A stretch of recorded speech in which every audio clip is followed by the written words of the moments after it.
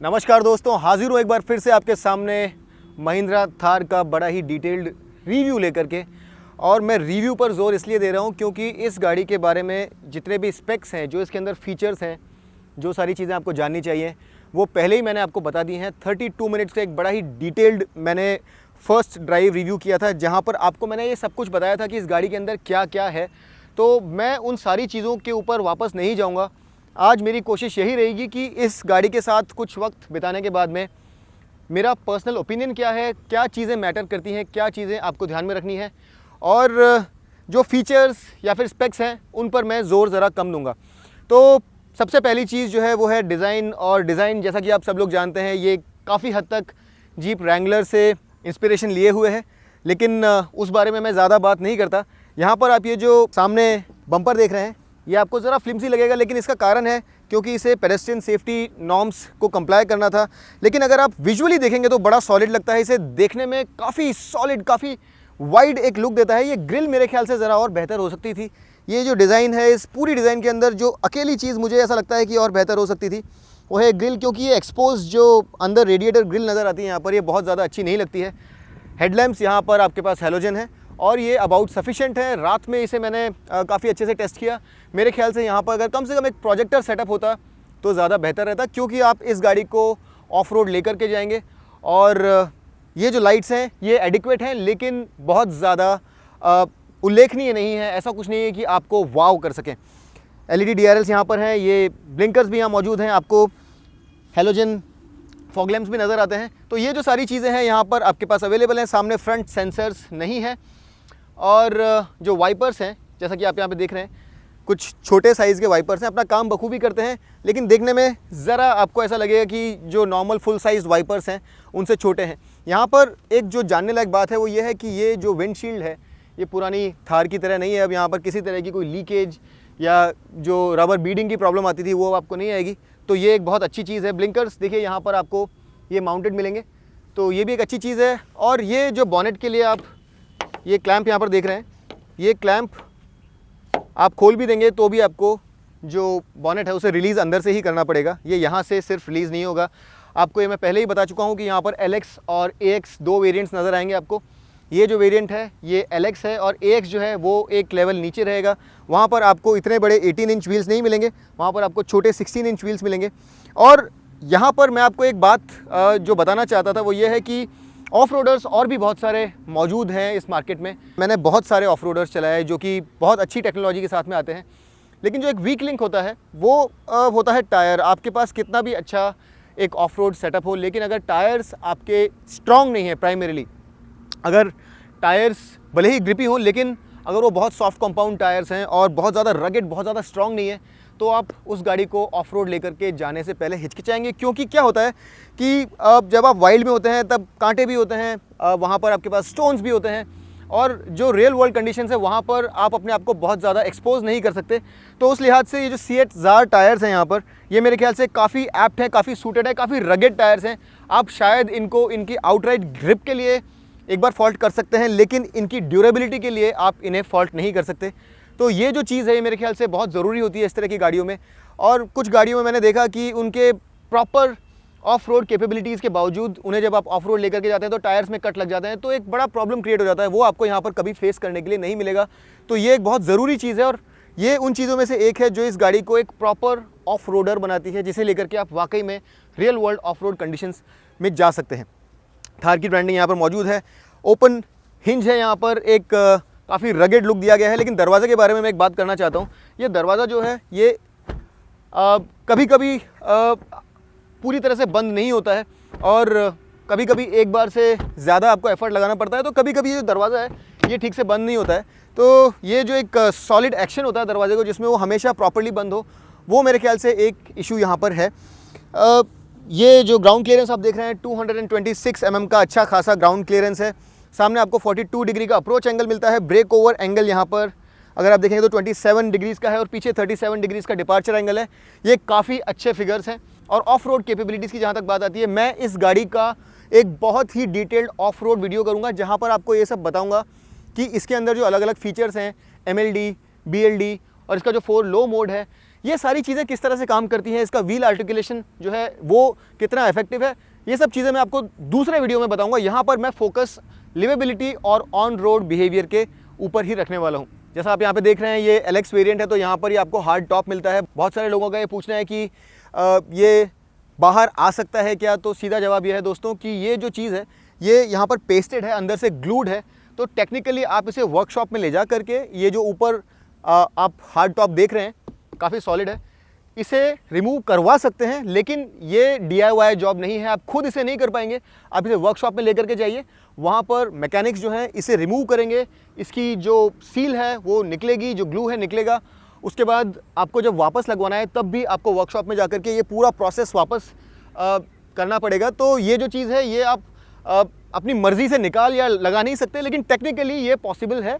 लेकिन ये एक लंबा प्रोसेस है जहाँ पर आपको खर्चा भी आएगा और एक काफ़ी लंबा वक्त भी लगेगा। ये बड़ी विंडो है यहाँ पर, और ये मुझे कहना होगा कि ये प्लास्टिक होने के बावजूद अंदर जिस तरह से साउंड इंसुलेशन दिया गया है वो काफ़ी इंप्रेसिव है। मुझे लग रहा था कि अंदर एम्बिएंट नॉइज़ बहुत ज़्यादा आएगी। एक अच्छी बिल्ट एवरीडे कार के मुकाबले अंदर आपको ज़रा ज़्यादा, बहुत ही मामूली लेवल से ज़रा ज़्यादा एम्बिएंट नॉइज़ सुनाई देती है, लेकिन फिर भी जिस तरह से इंसुलेशन किया गया है वो काबिल तारीफ़ है। लेकिन कुछ चीज़ें जैसे कि यहाँ पर आप देख रहे हैं, ये अगर फिनिश में और ज़रा ज़्यादा बेहतर होता तो अच्छा होता। तो ये जो चीज़ें हैं ये ज़रा और बेहतर हो सकती थी। ये काफ़ी सॉलिड है, और कुछ लोगों का ये भी सवाल था कि क्या ये एक बड़ा डेटरेंट रहेगा, अगर कोई आपकी गाड़ी में ब्रेक इन करना चाहता है तो वो क्या कर पाएगा क्योंकि ये प्लास्टिक है। तो दोस्तों देखिए, एक कहावत है कि जो ताले होते हैं वो मन की शांति के लिए होते हैं, ताले चोरों को नहीं रोक सकते। तो अगर आपकी गाड़ी में कोई ब्रेक इन करना चाहता है तो ग्लास हमेशा एक ससेप्टेबल एरिया रहता है, और आपकी गाड़ी का अगर मेटल टॉप भी है तो भी चोर गाड़ी में ग्लास तोड़ के हमेशा घुस सकते हैं। तो मेरे ख्याल से ये एक जो आपका परसेप्शन है ये मेरे ख्याल से कुछ बहुत ज़्यादा वैलिड नहीं है, क्योंकि इसे आप इजीली हटा नहीं सकते।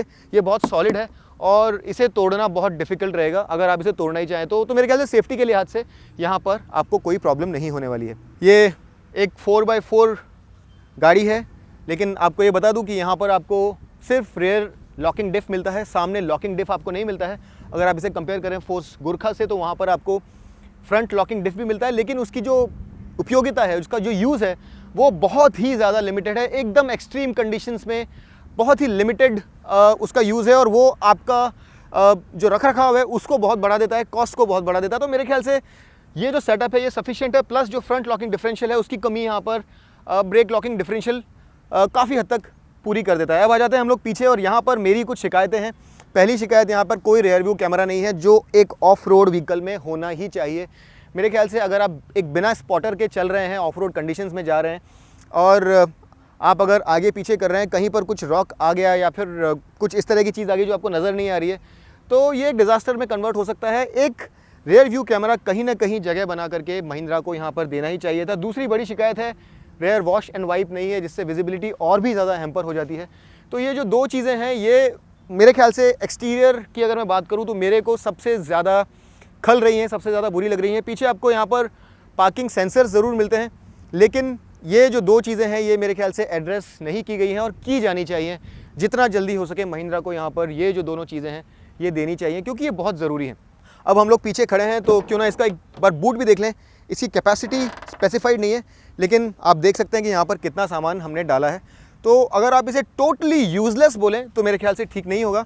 एक डफल बैग है, एक हेलमेट, दो छोटे बैग्स, एक तीसरा बैग जो कि खाली है, और एक महिंद्रा थार का ही एक बैग यहाँ पर है। तो कुछ हद तक सामान आप यहाँ पर डाल सकते हैं, लेकिन फिर भी ये एक प्रॉपर बूट नहीं है। लेकिन वो कहने के बावजूद ये जो पीछे वाली दोनों सीट्स हैं ये 50-50 स्प्लिट है, और अगर आपको बूट चाहिए तो ऐसा नहीं है कि आप यहाँ पे एडजस्ट नहीं कर सकते।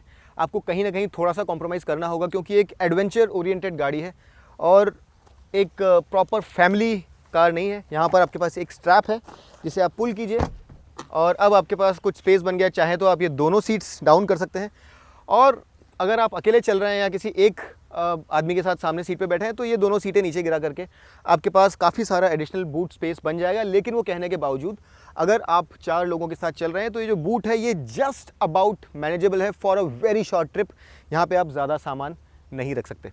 यहाँ पर आपको ये हाई माउंट स्टॉप लैंप मिलता है, और ये जो ग्लास है ये नीचे जाता है, ऊपर जाता है, और ख़ास बात यह है कि ये कभी जो पीछे का टेल गेट है इससे अड़ेगा नहीं, तो ये एक बहुत ही अच्छी बात है।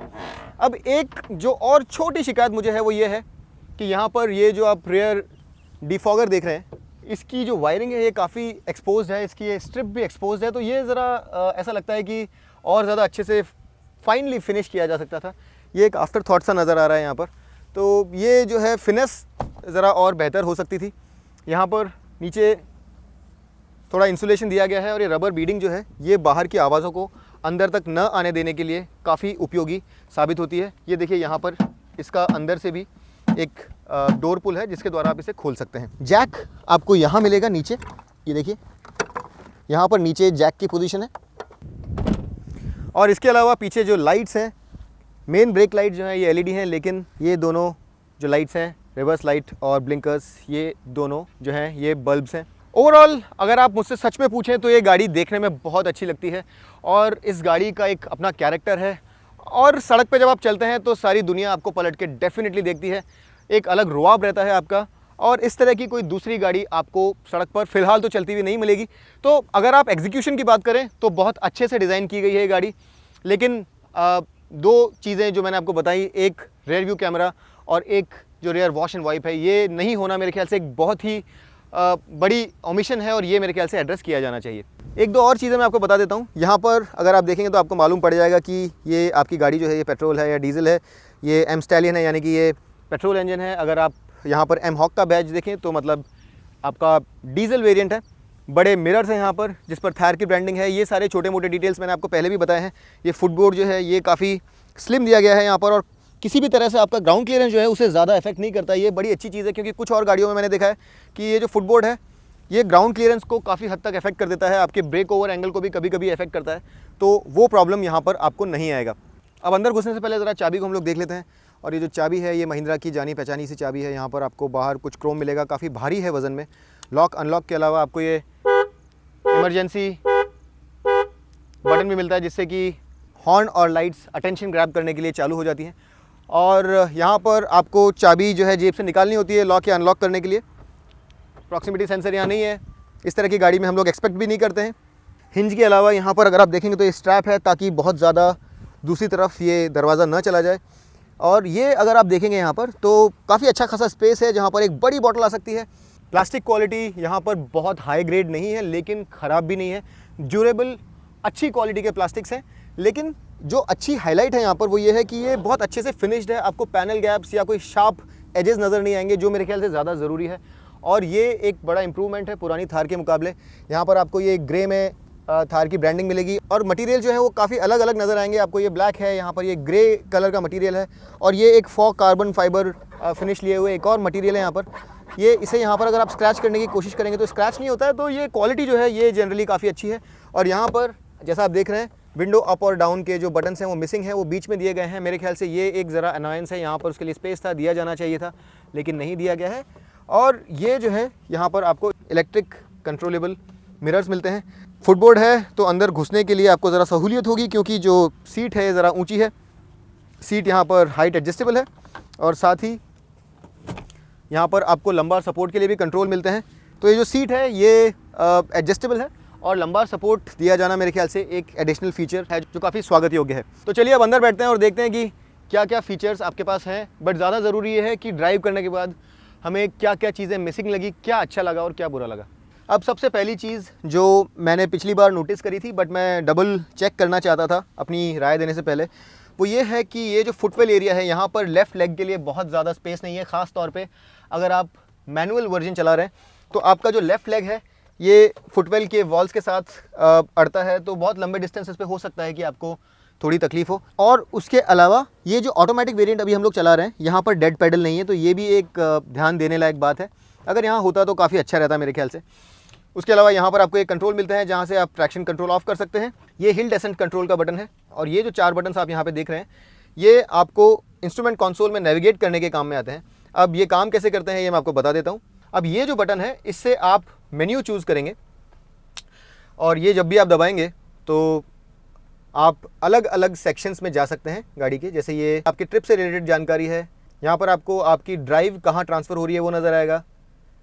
ये वार्निंग्स हैं, तो इस तरह से आप जो मेन मेन्यू है उसमें यहाँ से जा सकते हैं, और उस मेन्यू में जाने के बाद ये ऊपर और नीचे के जो बटन्स हैं इन्हें आप सब मेन्यू में जाने के लिए यूज़ कर सकते हैं।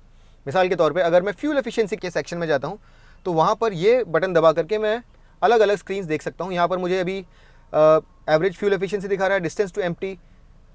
तो इस तरह से वहाँ पर जो भी सब मेन्यूज़ हैं वो मैं देख सकता हूँ। और मिसाल के तौर पे मुझे अगर यहाँ पे ये जो एवरेज फ्यूल एफिशिएंसी है, मैं आपको ये बता दूँ कि ये बहुत देर से आइडल कर रही है गाड़ी। हम लोग यहीं पर खड़े हैं काफ़ी वक्त से, इसलिए ये जो माइलेज आपको दिखा रहा है 7 दिखा रहा है, इसकी माइलेज मैं आपको भी कुछ देर में बताता हूँ। और ये अगर आप रीसेट करना चाहते हैं तो ये जो नीचे एंटर किस्म का एक बटन देख रहे हैं, ये दबाइए और लॉन्ग प्रेस कीजिए तो ये रीसेट हो जाएगा। तो इस तरीके से आप यहाँ पर इन मेन्यूज़ में जा कर के टॉगल कर सकते हैं। और ये जो है ये हेडलाइट लेवलर है। अगर आप एसी का कंट्रोल देखेंगे तो ये मेरे ख्याल से ज़रा और ज़्यादा अर्गोनॉमिक हो सकता था। यहाँ पे जब आप बंद करने जाते हैं इन्हें तो ये ज़रा प्लास्टिक ही लगता है। ये ड्यूरेबल है, मजबूत है, लेकिन यहाँ पर इसका जो ऑपरेशन है ये ज़रा और सोफिस्टिकेटेड हो सकता था। लाइट्स और वाइपर पूरी तरह से मैनुअल है। ऑटो लाइट्स और ऑटो वाइपर यहाँ पर एक्सपेक्ट मत कीजिए, लेकिन स्टीयरिंग यहाँ पर आपको टिल्ट एडजस्टेबल मिलेगा। अब सीट जो है इसके बारे में मैं आपको एक बात बता देता हूँ। ये जो सीट है ये बहुत अच्छे से बोल्स्टर्ड है। नीचे थाई के आसपास भी अच्छा सपोर्ट है और ऊपर बैक के आसपास भी अच्छा सपोर्ट है। ये ज़रूरी है क्योंकि जब आप ट्रेल्स पे होते हैं, ऑफ रोड पे होते हैं, तो आप बहुत रॉक करते हैं और आपको सपोर्ट चाहिए होता है। लेकिन इसका डाउन साइड ये है कि अगर आपका फ्रेम बहुत बड़ा है, आप बहुत बड़े हैं, तो शायद आप स्पिल ओवर करेंगे। आपका वेट अगर मेरे ख्याल से 80-90 केजीज़ के आसपास है तो ठीक है, लेकिन अगर आप उससे ज़्यादा बड़े हैं तो शायद आप इन हेविली बोल्स्टर्ड सीट्स के इधर उधर स्पिल ओवर करेंगे और वो सीट आपको ज़रा छोटी लगेगी। इसके अलावा यहाँ पर मेरे ख्याल से ये जो सीट है ये बहुत कंफर्टेबल है, लेकिन यहाँ ज़रा थाई सपोर्ट और ज़रा ज़्यादा हो सकता था। इसके अलावा इन्फॉर्मेशन यहाँ पर आपको बहुत सारी मिलती है, उसमें किसी तरह की कोई शिकायत नहीं है। और जो ओवरऑल प्लास्टिक क्वालिटी है यहाँ पर, ये बहुत ज़्यादा हाई क्वालिटी ना हो भले ही, लेकिन बहुत अच्छे से पुट टुगेदर है, बहुत करीने से सफाई से फिनिश्ड है सब कुछ, और बिल्ट टू लास्ट है। कोई भी पार्ट इधर उधर हिल नहीं रहा है, सब कुछ बहुत सॉलिड है। उसके अलावा मैंने आपको पहले भी बताया था कि ये जो इसके इंटीरियर्स हैं ये डस्ट और वाटर रेजिस्टेंट हैं, इनको आप वॉश कर सकते हैं। ये जो मैट है इसे आप यहाँ पे ऐसे निकाल दें और उसके बाद जो पानी है वो प्लग्स के थ्रू नीचे से निकल जाएगा, तो आप इस इंटीरियर को पूरी तरह से वॉश भी कर सकते हैं। तो ये यहाँ पर काफ़ी थॉटफुल तरीके से महिंद्रा ने काम किया है।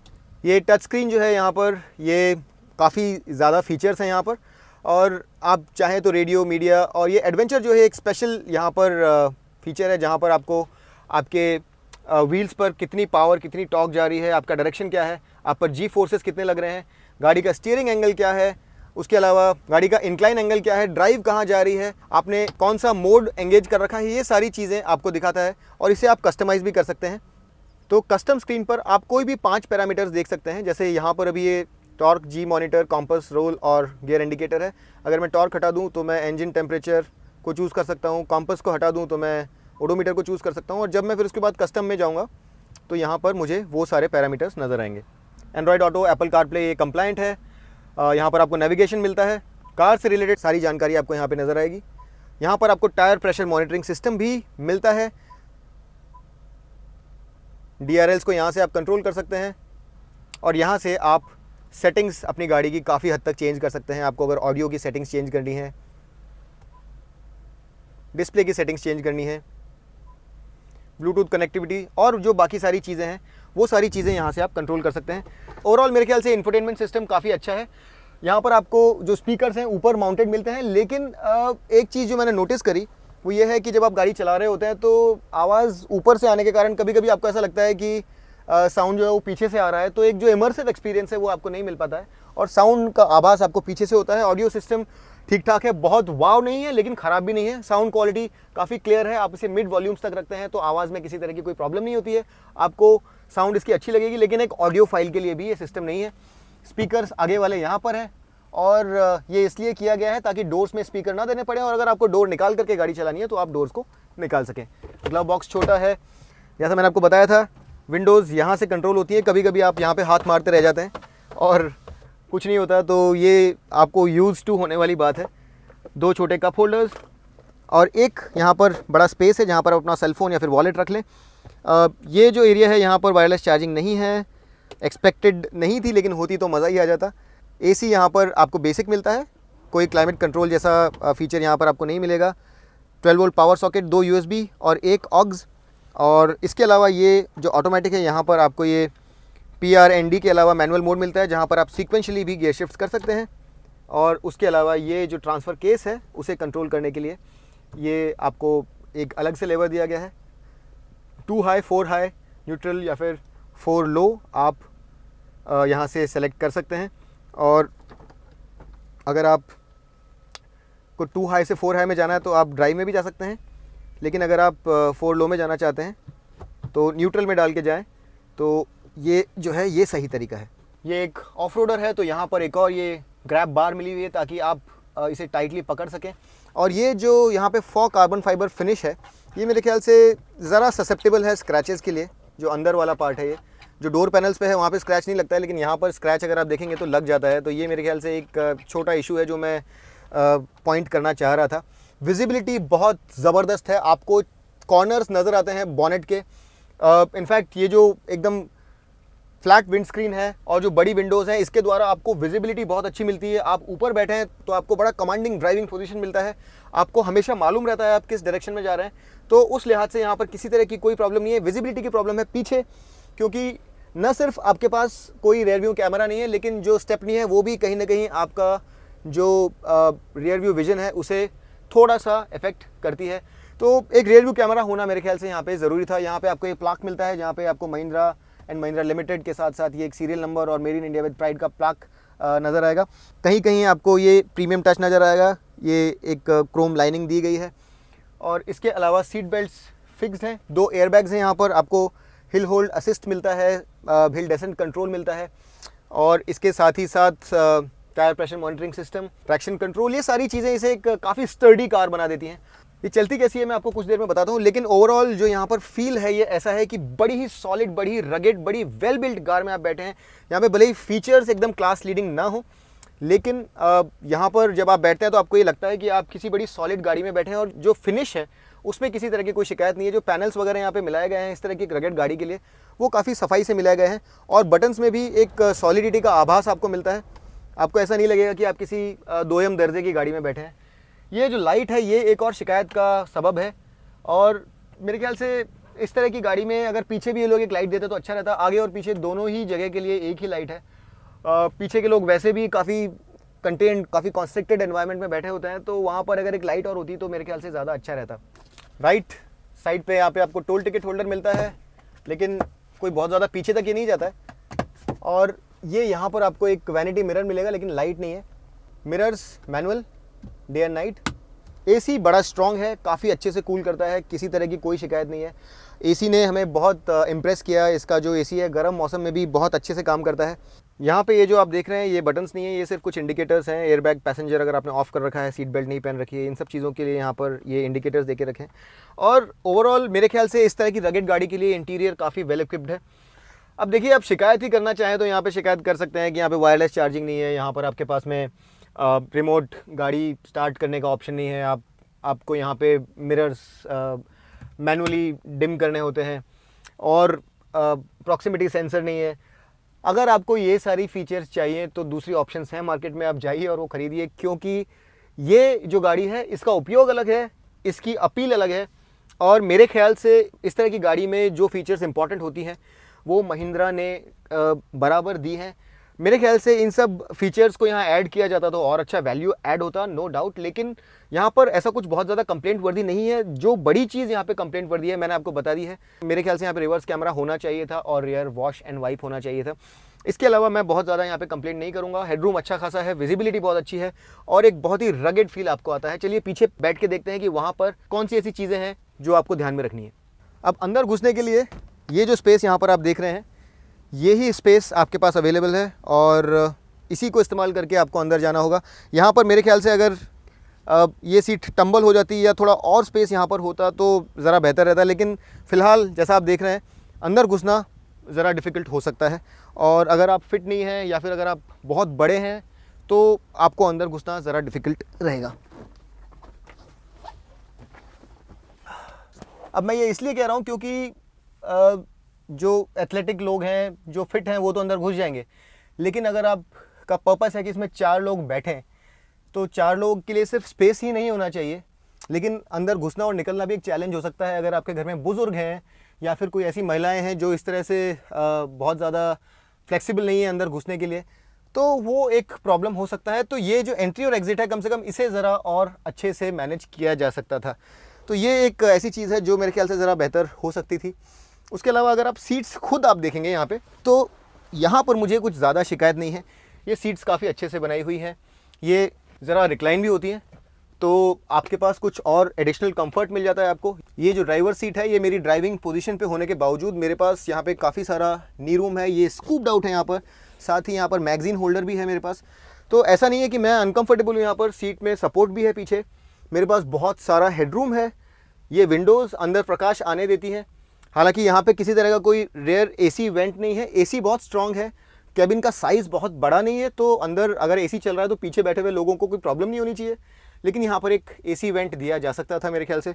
दूसरी चीज़, ये जो एरिया है यहाँ पर, इसके नीचे व्हील्स हैं और ये मेरे ख्याल से अंडर यूटिलाइज्ड है। यहाँ पर अब कुछ फीचर्स प्रोवाइड करके महिंद्रा इस कैबिन को और ज़्यादा अप्रिशिएबल डेफिनेटली बना सकता था। यहाँ पर कप होल्डर्स आ सकते थे, काफ़ी सारा एरिया है, छोटा एरिया नहीं है, काफ़ी वाइड एरिया है यहाँ पर आपके पास। यहाँ पर आपके पास यूएसबी सॉकेट्स भी हो सकते थे। मेरे ख्याल से कुछ और कंफर्ट्स यहाँ पे हो सकते थे, लेकिन इसे इसी तरह से छोड़ दिया गया है और ये एक लॉस्ट अपॉर्चुनिटी है मेरे ख्याल से। ये जो एरिया है, इसे आप चाहें तो इस तरह से कुछ हद तक यूज़ कर लें अपना हाथ टिकाने के लिए, लेकिन यहाँ प्रॉपर आर्म रेस्ट भी नहीं है। तो ये मेरे ख्याल से एक ज़रा ओमिशन है और ये अगर कर दिया जाता तो ज़्यादा बेहतर रहता। लेकिन स्पेस के लिहाज से आप यहाँ शिकायत नहीं कर सकते। आपकी हाइट अगर 6 फुट 2 इंच भी है तो भी यहाँ सफिशिएंट हेडरूम है आपके पास। तो स्पेस के लिहाज से इस तरह की एक 2 डोर गाड़ी में अगर आप पीछे बैठ रहे हैं तो बहुत ज़्यादा कुछ शिकायत करने जैसा नहीं है। मेरे ख्याल से स्पेस यहाँ पे ठीक ठाक है। सीट्स काफ़ी अच्छे से बनाई गई हैं, आपको एडजस्टेबल हेडरेस्ट्स यहाँ पे दिए गए हैं, proper 3 point seat belt provide कराई गई है। तो 2 लोग यहाँ पर मेरे ख्याल से medium to even long journeys पे अगर जा रहे हैं आप तो जा सकते हैं, ऐसा कोई प्रॉब्लम नहीं है। एंट्री ज़्यादा बड़ा प्रॉब्लम है और पीछे किसी तरह के किसी क्रीचर कंफर्ट का अलग से कुछ बॉटल होल्डर्स का या फिर किसी तरह के किसी चार्जिंग सॉकेट का ना होना मेरे ख्याल से एक ज़्यादा बड़ी प्रॉब्लम है। सेफ्टी के लिहाज से यहाँ पर ये एक बड़ा बार आपको नज़र आएगा, जिससे कि अगर गाड़ी टॉपल ओवर भी हो जाए तो ये जो प्लास्टिक का टॉप है ये क्रम्बल ना हो, आपको प्रॉपर सॉलिड प्रोटेक्शन मिले। तो ये मेरे ख्याल से एक बहुत अच्छे से डिज़ाइन की हुई चीज़ है। और ये जो हैंडल्स हैं ये इन रोल बार्स के ऊपर बनाए हुए हैं, ये नायलॉन के बने हुए हैं और काफ़ी अच्छे हैं, मजबूत है। लेकिन एक प्रॉपर जो हैंडल होता है वैसा नहीं है, ये ऊपर से स्ट्रैप डाउन है। बट ये मेरे ख्याल से कहीं जाएंगे नहीं, ये बहुत लंबे वक्त तक चलेंगे, इनका कहीं कुछ होने वाला नहीं है। इस सब के अलावा जैसा मैंने आपको पहले भी बताया था, ये जो एक्सपोज्ड वायरिंग है यहाँ पर, ये एक छोटा सा इशू और है। यहाँ पर भी अगर आप देखेंगे तो ये लाइट्स की जो वायरिंग है आपको एक्सपोज नज़र आएगी। ये कुछ और चीज़ें अगर अच्छे से फिनिश हो जाती, यहाँ पर कुछ ज़रा और फीचर्स मिल जाते तो ज़्यादा अच्छा होता। लेकिन जो अप्रिशिएबल चीज़ है वो ये है कि ये सीट्स रिक्लाइनिंग है, एडजस्टेबल हेडरेस्ट हैं, साथ ही आइसोफिक्स चाइल्ड सीट माउंट्स हैं यहाँ पर। तो प्रैक्टिकलिटी के लिहाज से अगर मैं ये कहूँ कि यहाँ पर 2 लोग नहीं बैठ सकते तो गलत होगा। यहाँ पे 2 लोग मेरे ख्याल से लंबे डिस्टेंस के लिए भी बैठ सकते हैं, लेकिन उन्हें अकोमोडेटिंग होना पड़ेगा, उन्हें ज़रा एडजस्टिंग होना पड़ेगा। ये बहुत ज़्यादा कंफर्टेबल सीट्स नहीं है, लेकिन अनयूजेबल भी नहीं है। इन्हें आप एक्चुअली अपनी फैमिली के साथ यूज़ कर सकते हैं। लेकिन अगर आपकी फैमिली में कोई ऐसे लोग हैं जिन्हें इस तरह से अंदर घुसना गवारा नहीं है तो एक बड़ा प्रॉब्लम हो सकता है। सीट डाउन करके आप एडिशनल स्पेस भी बना सकते हैं, लेकिन ये मिजाज पे ज़्यादा डिपेंड करता है कि आपकी फैमिली का मिजाज कैसा है, क्या वो इस तरह का एक छोटा कॉम्प्रोमाइज़ करने के लिए तैयार है या नहीं। एक छोटा मेरा सजेशन और जो था वो ये था कि ये विंडोज़ अगर बटरफ्लाई विंडोज़ की तरह कुछ खुल जाते या अगर मैनुअली भी रोल डाउन होते तो ज़रा हवा अंदर आ सकती थी। अब मैं समझता हूँ कि ये जो पूरी बॉडी है ये प्लास्टिक की है तो शायद वो पॉसिबल नहीं था, लेकिन फिर भी अगर ये किसी भी हद तक बाहर की हवा अंदर आने देते या एक्सेस दे देते, स्लाइड होकर के अंदर से लॉकेबल होकर के जो पीछे वाले ऑक्यूपेंट्स हैं उन्हें बाहर की हवा का ज़रा एक्सेस दे देते तो वो और ज़्यादा बेहतर रहता मेरे ख्याल से। फ़िलहाल यहाँ पर आप कुछ नहीं कर सकते हैं, ये जो ग्लासेस हैं ये फिक्स्ड हैं और इन्हें आप मूव नहीं कर पाएंगे। अब फ्रंट पैसेंजर सीट जो है इसके पीछे आपको ये हुक भी मिलता है जहाँ पर आप 3 किलो तक का सामान लटका सकते हैं और इसके अलावा इसे यूज़ करके आप सीट को पूरा नीचे गिरा के बाहर निकल सकते हैं, लेकिन ये फिर भी मशक्क़त वाला काम ही है। तो दोस्तों हमने महिंद्रा थार का डीज़ल और पेट्रोल दोनों ही चला लिया है और दोनों को बहुत अच्छे से चलाया मैंने। इसमें एक जो डिस्क्लेमर मैं देना चाहता हूँ वो ये है कि डीजल मैंने सिर्फ मैनुअल में चलाया, लेकिन पेट्रोल मैंने सिर्फ ऑटोमेटिक में चलाया। तो ये एक छोटी सी चीज़ मैं आपको बता देना चाहता था। लेकिन मैं बहुत इम्प्रेस्ड हूँ दोनों ही इंजन से। और यहाँ पर पहले हम लोग डीजल की बात कर लेते हैं। और डीजल में आपको पावर मिलती है 130 HP की। वहाँ पर जो पावर है वो 2.2 लीटर टर्बो डीजल द्वारा बनाया जाता है। 130 HP की पावर 3750 RPM पे बनती है। और टॉर्क वहाँ पर बनती है 300 न्यूटन मीटर्स की, जो कि आपको 1600 और 2800 के वाइड बैंड के बीच में मिलती है। और यहाँ पर हम ये जो गाड़ी चला रहे हैं ये है पेट्रोल।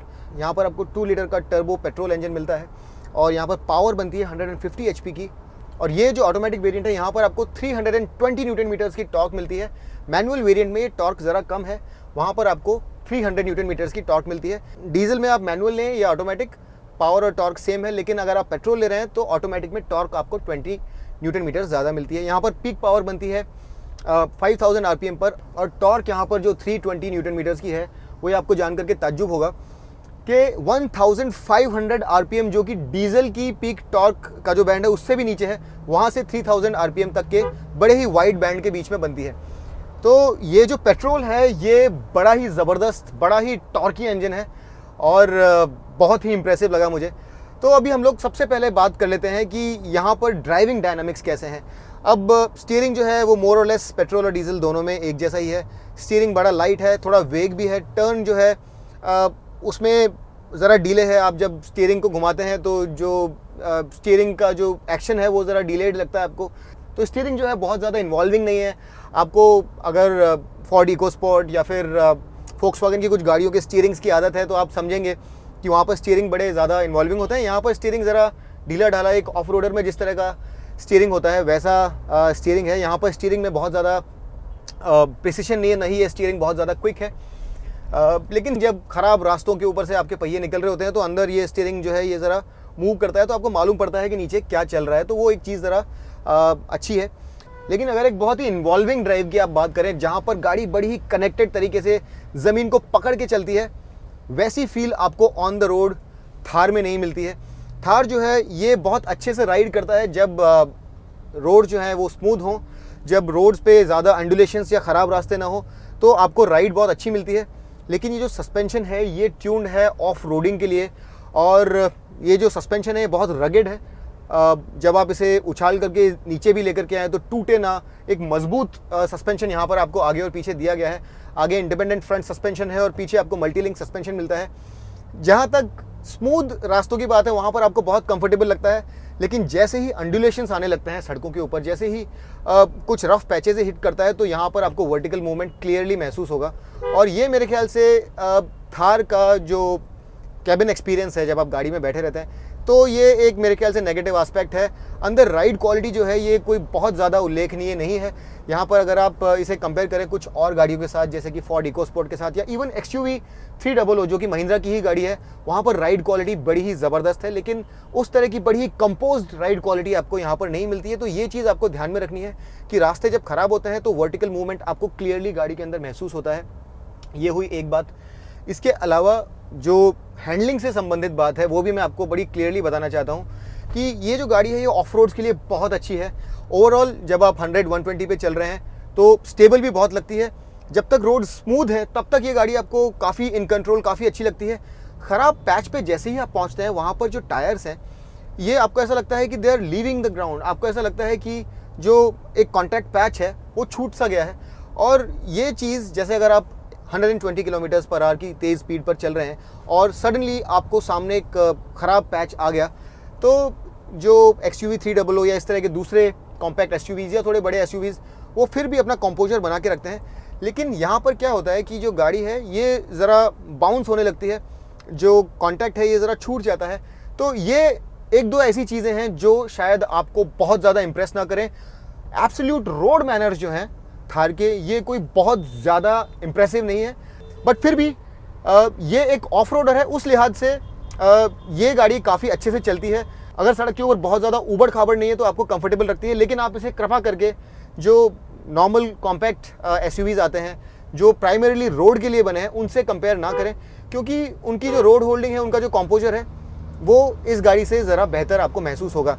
इवन कॉर्नरिंग पे जब आप देखते हैं तो यहाँ पर न तो वो इन्वॉल्विंग फील है और कॉर्नर्स पे अगर कुछ रफनेस है तो वो भी बहुत उभर के सामने आती है।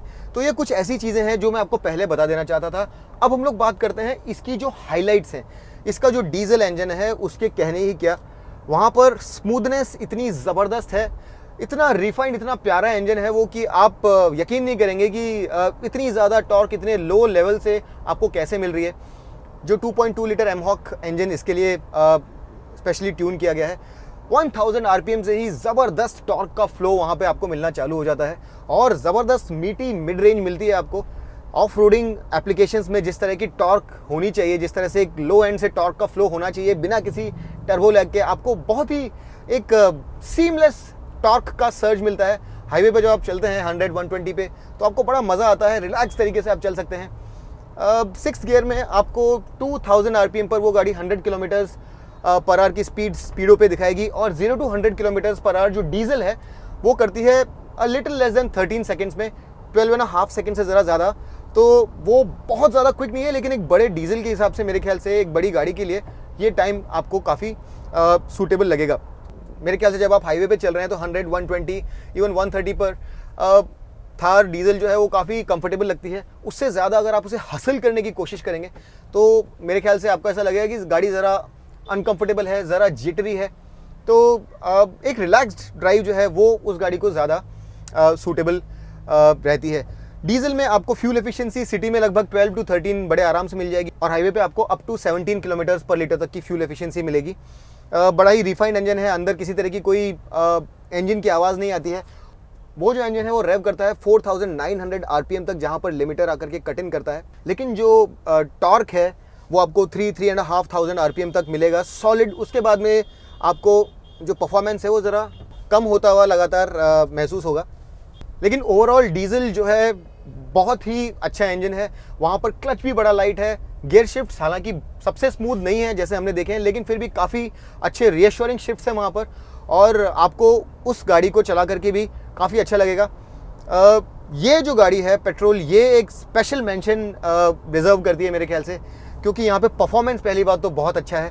यहाँ पर इसको हमने जब टेस्ट किया, ये जो ऑटोमेटिक पेट्रोल वर्जन है, तो 0 to 100 इस गाड़ी ने हमको लगभग 10 सेकंड से ज़रा ज़्यादा में करके दिया, जो कि काफ़ी क्विक है इस तरह की गाड़ी के लिए। तो यहाँ पे परफॉर्मेंस बहुत अच्छा है और जब आप 0 to 100 करने जाते हैं, ट्रैक्शन कंट्रोल ऑफ करके लॉन्च करते हैं, तो ये गाड़ी रियर व्हील ड्राइव होने के कारण जिस तरह से व्हील स्पिन होता है पीछे से और गाड़ी ज़रा सा स्लाइड होती है, आपको बड़ा मज़ा आता है। तो रियर व्हील ड्राइव होने के कारण आपको इसे चलाने में भी काफ़ी मज़ा आएगा। अगर कहीं पर आपको ऐसा शार्प कॉर्नर मिलता है तो आप इसकी टेल को आउट करके वापस से जब लॉक करते हैं स्टीयरिंग को, तो एक अलग ही किस्म का अनुभव होता है। तो आप उस तरह का मज़ा भी कर सकते हैं इस गाड़ी के साथ। तो वो एक फ़न फैक्टर के अंदर एनहांसमेंट करती है। इसके अलावा ये जो पेट्रोल है ये भी लाजवाब है। पहले मेरा ये मानना था कि डीजल जो है वो ऑफ रोडिंग के लिए और इस तरह की एप्लीकेशन के लिए ज़्यादा बेहतर रहेगा, लेकिन आप यकीन नहीं मानेंगे कि ये पेट्रोल जो है ये कितना केपेबल है। आप जैसे ही देख रहे हैं ये गाड़ी यहाँ पर केवल हमें देखने के लिए स्लो हो रही है।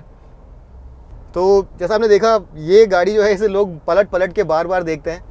और हाँ, मैं कह रहा था कि ये पेट्रोल इंजन जो है ये इसने मुझे बहुत ज़्यादा इम्प्रेस किया।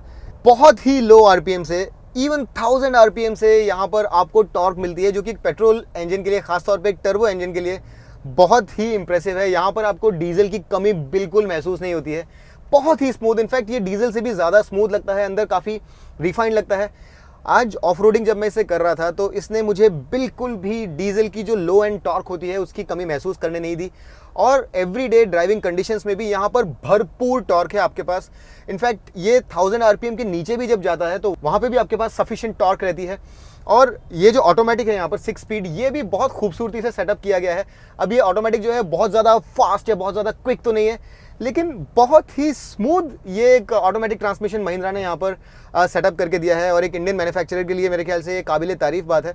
ये जो इंजन है, यहाँ पर 2-3 चीज़ें जो मैं आपको बताना चाहता हूँ वो ये है कि ये इस इंजन को अगर आप रेव करते हैं मैनुअल मोड में इस तरह से डाल के, तो जो लिमिटर है वो 5500 आरपीएम पे आता है। और वहाँ तक भी इस गाड़ी को आप लेकर के जाएंगे तो रेव जो है ये गाड़ी होल्ड करके रखती है, ऑटोमेटिकली अपशिफ्ट नहीं करती है। तो ये मेरे ख्याल से एक अच्छी चीज़ है। अगर आप ऑफ रोड हैं और आप चाहते हैं कि गाड़ी एक गियर होल्ड करके रखे, मिसाल के तौर पे अगर आप फर्स्ट गियर में और चाहते हैं कि फर्स्ट गियर गाड़ी होल्ड करके रखे तो ये होल्ड करके रखेगी। इसके अलावा अगर आप ऑटो मोड के अंदर इसे ज़ोर से रेव करते हैं तो 4500 आरपीएम पर ये अपशिफ्ट करती है। उसके अलावा ये लगभग 2-2,500 आरपीएम पर ऑटोमेटिकली अपशिफ्ट कर देगी अगर आप पार्ट थ्रॉटल यूज़ कर रहे हैं तो। अगर आप ये देखना चाहें कि किस पॉइंट से ऊपर या नीचे ये अपशिफ्ट या डाउनशिफ्ट नहीं करने देती है, तो अगर आप 1000 आरपीएम के आसपास हैं तो ये डाउनशिफ्ट करेगी। अगर आपने इसे आइडलिंग पे छोड़ रखा है और टैको नीडल नीचे आ रही है तो 1000 आरपीएम के आसपास आकर के ये एक गियर गिरा देती है, यानी कि डाउनशिफ्ट कर देती है। और अगर आप अपशिफ्ट करना चाहते हैं तो आपको मिनिमम 2000 आरपीएम पर रहना होगा। अगर आप उससे नीचे हैं तो आपको अपशिफ्ट अलाउ नहीं किए जाएंगे। तो ये इस तरह से ये जो ऑटोमेटिक ट्रांसमिशन है ये काम करता है। यहाँ पर ऑब्वियसली पैडल शिफ्टर्स नहीं है, लेकिन इस तरह से इसे आप मैनुअल मोड में डाल के सीक्वेंशियली शिफ्ट कर सकते हैं। गियर्स रीजनेबली सही टाइम पे शिफ्ट होते हैं, बहुत ज़्यादा फास्ट नहीं है। इन्हें आप एडवांस्ड जो नए ऑटोमेटिक ड्यूअल क्लच ट्रांसमिशन है उससे कंपेयर नहीं कर सकते क्विकनेस के मामले में, लेकिन स्मूथनेस के मामले में ये किसी से कम नहीं है। बहुत स्मूथली, बहुत इम्परसेप्टिबली, बिना आपको पता चले ये गियर्स यहाँ पे शिफ्ट होते हैं। और इस पेट्रोल की जो फ्यूल एफिशिएंसी है ये सिटी में आपको, अगर आप स्टॉप स्टार्ट ट्रैफिक में भी चला रहे हैं तो आपको लगभग 8 किलोमीटर्स पर लीटर की फ्यूल एफिशिएंसी मिलेगी। और अगर आप एक ओपन हाईवे पे चला रहे हैं जहां पर आपको शिफ्ट नहीं करना पड़ रहा है तो इस ऑटोमेटिक ट्रांसमिशन के साथ आपको 11 या 12 तक की फ्यूल एफिशिएंसी मैक्सिमम मिल जाएगी। तो ये इसकी फ्यूल एफिशिएंसी रेंज है। एक और जो बड़ा क्वेश्चन आप में से बहुत सारे लोग पूछना चाहते हैं कि manual diesel, manual automatic, manual petrol या फिर पेट्रोल ऑटोमेटिक, कौन सा वेरिएंट सबसे बेहतरीन रहेगा। तो मेरे पर्सनल एक्सपीरियंस में अगर आप पेट्रोल ऑटोमेटिक के साथ जाएं तो ये ज़बरदस्त है। यहाँ पर जो परफॉर्मेंस है ये लाजवाब है और उसके साथ ही साथ लो एंड टॉर्क भी ज़बरदस्त है। ऑफ रोडिंग में आपको किसी तरह की कोई कमी महसूस नहीं होगी डीजल की, और साथ ही जो यूरिया की झंझट है बार बार चेंज करने की, वो आपको नहीं झेलनी पड़ेगी। तो इन सभी वेरिएंट्स में से अगर मुझे एक वेरिएंट आज की तारीख में चूज़ करना हो तो शायद मैं पेट्रोल ऑटोमेटिक वेरिएंट चूज़ करूँगा। हाइलाइट्स है इस गाड़ी की, हाईवे पे बहुत आराम से चलती है, इंजन सारे बहुत ज़बरदस्त हैं, बहुत इजी टू ड्राइव है। लेकिन जो नेगेटिव है वो ये है कि हैंडलिंग और रोड होल्डिंग कैपेबिलिटी जो है इस गाड़ी की, जो इसका इन्वॉल्वमेंट है वो बहुत ज़्यादा नहीं है। ऑफ रोडिंग कैपेबिलिटी इस गाड़ी की गज़ब की है और उसमें इसे आप फॉल्ट नहीं कर सकते। ओवरऑल अगर मुझे शिकायत करनी हो तो अकेली शिकायत सिर्फ ये रहेगी कि ये बहुत ज़्यादा एंथुसियास्ट फ्रेंडली ऑन रोड नहीं है, लेकिन उस चीज़ के लिए ये गाड़ी बनी भी नहीं है, तो मुझे असल में शिकायत नहीं करनी चाहिए। बट मैं बहुत इम्प्रेस्ड हूँ। एक और छोटी चीज़, जो बाहर की हवा अंदर आती है, चूँकि ये एक प्रॉपर मेटल एनक्लोजर नहीं है, तो 85-90 किलोमीटर्स पर आवर के बाद आपको कुछ कुछ बाहर की हवा जो है उसकी विंड नॉइज़ आपको अंदर सुनाई देने लग जाती है। और उसके अलावा जो एम्बिएंट नॉइज़ है वो भी काफ़ी अच्छे से कंट्रोल्ड है। तो ये कैबिन बहुत अच्छे से इंसुलेटेड है, तो वहाँ पर भी आपको किसी तरह की कोई शिकायत नहीं होगी। दोस्तों, कीमतें जो हैं इस गाड़ी की वो हैं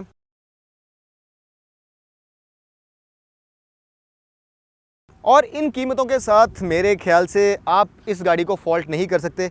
आपका एक आर्ग्यूमेंट ये हो सकता है कि इस कीमत में आपको एक ज़्यादा बेहतर इक्विप्ड सब 4 मीटर कॉम्पैक्ट एसयूवी मिल जाएगी, तो आप जाइए और वो गाड़ी ख़रीद लीजिए, क्योंकि वहाँ पर आपको इस तरह की ऑफ रोडिंग कैपेबिलिटी नहीं मिलेगी, इस तरह का एक कैरेक्टर नहीं मिलेगा। एक ट्रेड ऑफ है, आपको ऑन रोड ज़्यादा कंफर्टेबली चलना है, अंदर ज़्यादा क्रीचर कंफर्ट चाहिए, या फिर एक प्रॉपर ऑफ रोड गियर चाहिए, क्योंकि उसकी भी एक कीमत होती है, रियर लॉकिंग डिफ की, ऑल व्हील ड्राइव की, इन सब चीज़ों की कीमत होती है।